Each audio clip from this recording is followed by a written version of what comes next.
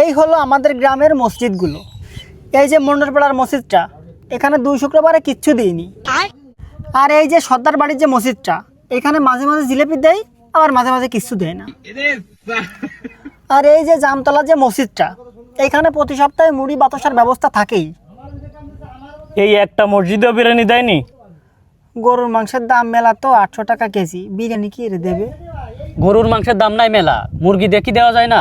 এটা সম্পূর্ণ বাড়িওয়ালাদের চক্রান্ত। দক্ষিণ পাড়ার যে দোতলা মসজিদটা, ওটার কি অবস্থা? আরে ওই কোনার দিকে তো তোর বাড়ি, কি অবস্থা ওই মসজিদের? আর কইস নেই, আমাদের মসজিদে মাঝে মাঝে ডলা খিচুড়ি দেয়, গিলাস হয়ে খাওয়া যায়। তাহলে কি আর যায়? শুক্রবারে যে নামাজটা পল্টি যাবো, তা কোন মসজিদে যাব?